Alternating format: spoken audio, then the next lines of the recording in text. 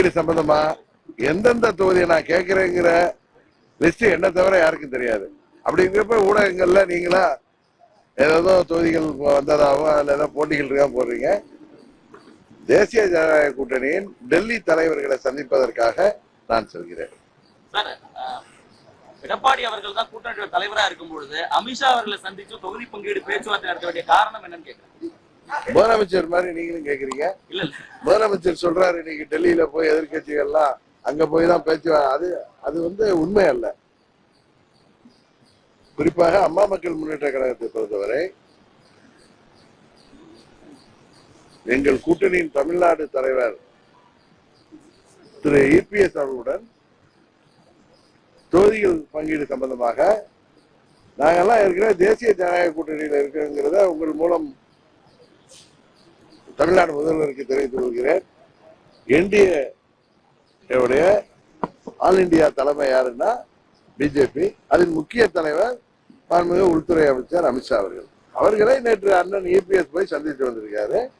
எனக்கு இன்றைக்கு வர சொல்லிய அழைப்பு என்பது 4 நாளுக்கு முன்பே வந்த அழைப்பு. அதனால நீங்களா தொகுதி பங்கீடுக்கு தான் நாங்க போறோம் அப்படின்னு நீங்களா முடிவெடுத்தா, நீங்களே கேள்வியிலே லீட் கொடுத்தா அதுக்கு நான் பதில் சொல்ல வேண்டிய அவசியம் இல்லை. உங்கள் கேள்வியில் தவறான கேள்வி என்பதுதான் எனது பதில். இன்றைக்கு நாங்கள் சொல்வது முதலமைச்சர் சொல்வது போல தமிழ்நாட்டுக்கு நிதி பெற்று தர அவர்கள் செல்லவில்லை என்று சொன்னார். தேர்தல் அறிவிப்புக்கு பிறகு தமிழ்நாட்டுக்கு நிதி ஒதுக்க முடியுமா? அதை கூட முதல்வருக்கு தெரியாதா? பயம். இன்னொன்னு, டெல்லி எவ்வளவு நிதி கொடுத்தாலும் அதையெல்லாம் நீங்கள் கபலீகரம் செய்வதால் தான் தமிழ்நாடு மக்கள் உங்களை மாற்றுவதற்காக துடித்துக் கொண்டிருக்கிறார்கள். தமிழ்நாட்டில் மாற்றம் வருவதற்காக அதிமுக தலைமையிலான கூட்டணி, அதில் பாஜக இடம்பெற்றிருக்கிறது.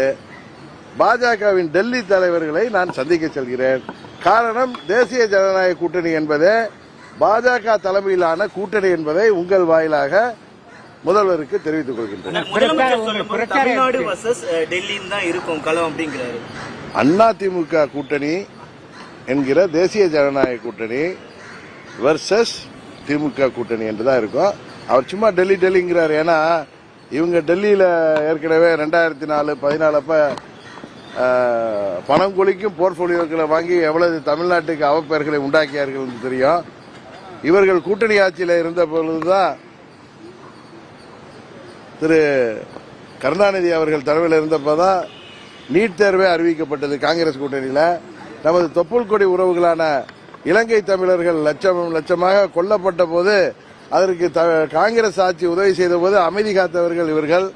அதனால திரு ஸ்டாலின் அவர்களுக்கு பயத்தில் ஏதோ பேசுகிறார். ஏன்னா டெல்லிக்கு நாங்க போனாலே பயப்படுறார். அதான் உண்மை. நேற்று திரு இபிஎஸ் அவர்கள் சென்றார்கள். இன்றைக்கு நாங்கள் சொல்றோம், எனக்கான அழைப்பு என்பது 4 நாளுக்கு முன்பே வெள்ளிக்கிழமை நான் அங்கு செல்கிறேன். அங்கு மாண்புமிகு உள்துறை அமைச்சர் அவர்களையும் மற்ற தலைவர்களையும் சந்திக்கிறோம். கூட்டணி பேச்சுவார்த்தை எல்லாம் அந்த இபிஎஸ் அவர்கள் சொன்னது போல 4 நாட்களில் சுமூகமாக எந்த ஒரு பிரச்சனையின்றி முடிவடைந்துவிடும்.